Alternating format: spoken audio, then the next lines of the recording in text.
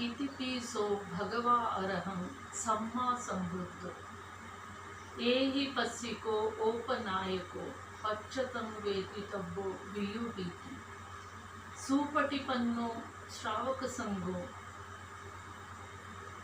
ये जो बुद्ध की ये वाणी है, इति पिसो भगवा अरहं, ऐसे थे भगवान बुद्ध। आज का जो दिन है, कैसे थे भगवान बुद्ध?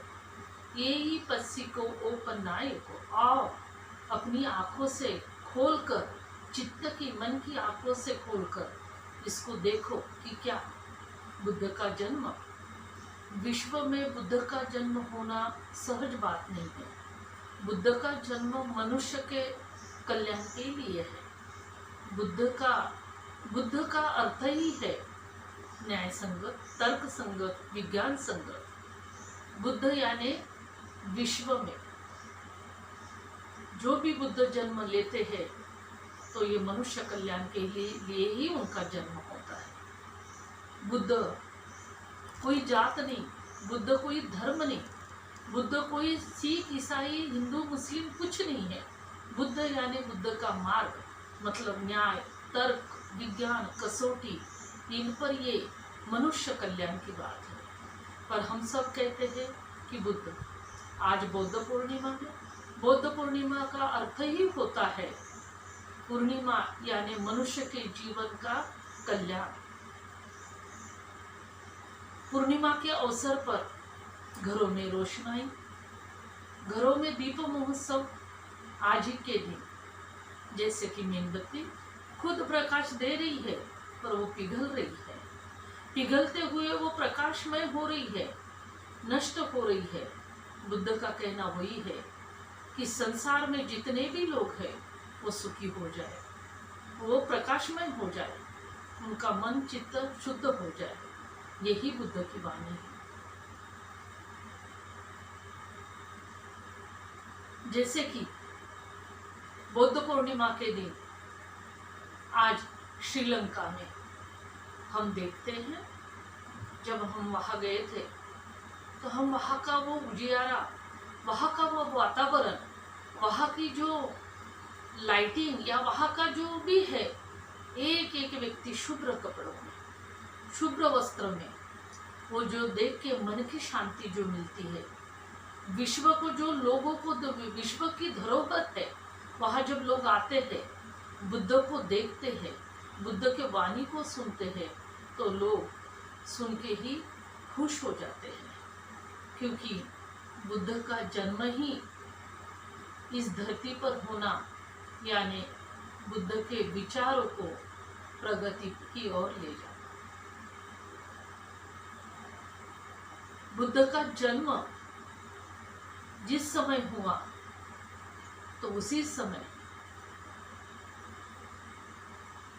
असित मुनि को जब कहा तो असित मुनि रोने लग गए कि इस बालक की मैं, जब भी दुनिया भर में लोग बुद्ध को जब समझेंगे, बुद्ध को जब देखेंगे, बुद्ध हो जाएंगे और दुनिया खुशहाल हो जाएगी, तो मैं इस बालक को देखने नहीं रहूँगा, इसलिए मुझे रोना आ रहा है। तो हम सोच सकते हैं कि बुद्ध का जन्म कितना महान है। बुद्ध जब अपना ऐश्वर्य छोड़ के, महल छोड़कर बुद्ध ने ज्ञान प्राप्ति की, और ज्ञान प्राप्ति के बाद जब बुद्ध ने लोक कल्याण के लिए अपना सर्वस्व लुटा दिया, बुद्ध ने जंगल में जाकर ध्यान किया, ध्यान की प्राप्ति की, ज्ञान प्राप्त किया, और वो सिर्फ मनुष्य कल्याण के लिए। हम सोच सकते हैं कि एक व्यक्ति बुद्ध कोई भी बन सकता है, पर बुद्ध कोई भी नहीं बन सकता। बुद्ध का जन्म होना बहुत बड़ी बात होती है। जब भी हम बुद्ध की हर वाणी को पढ़ते हैं, सुनते हैं, तो यही पस्सी को उपन्याय को और अपनी आंखों से देखो कि ये क्या है। जब देखते हैं तो सच में मन को बहुत सुकून मिलता है। तो इसीलिए हमें सबको बुद्ध की वाणी को, बुद्ध का जन्म जब हुआ तो बुद्ध के उनमें 32 लक्षण दिखाई गए। 32 लक्षणों से परिपूर्ण उनकी सुंदरता, उनका व्यक्तित्व, उनका मतलब हर शरीर का एक एक अंग इतना सुंदर था। आज देश भर में, विश्व भर में बुद्ध की प्रतिमा आपको कहीं भी दिखेगी, कहीं भी मिलेगी। मुझे ऐसा लगता है हम सभी लोग, सारे विश्व के लोग बुद्ध की प्रतिमा को घरों में रखते हैं।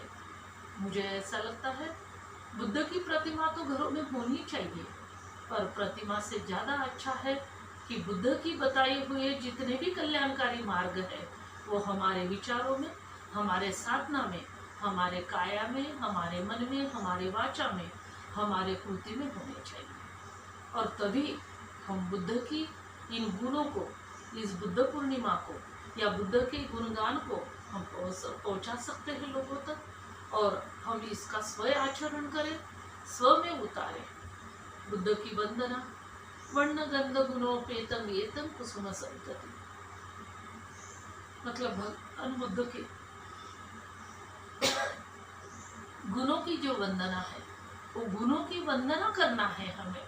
मतलब उनके जो जो भी गुण हैं या जो जो भी उन्होंने प्राप्त किया है उनको भगवान बुद्ध कहते हैं, हे पुरुष, तू इतनी ऊंचाई के शिखर पे जा, वहां से अगर तू नीचे भी देखता हो, गिरने का डर भी हो, तो डर मत, क्योंकि वो ऊंचाई से डरने का और गिरने का जो डर होता है वो भयानक तो होता है, पर अपनी हिम्मत से, अपने सोच से, अपनी ताकत से, समय के साथ हिम्मत अगर ताकत अपनी मानसिकता से, बल से, काया वाचा मन से अगर आदमी अगर तैयार हो तो वो बलशाली हो जाता है, उसका सौंदर्य बढ़ता है। तो भगवान बुद्ध की इस वाणी को हम हमेशा अपने गुणों से, अपने सद्गुणों से हमेशा लोगों तक पहुंचाएं।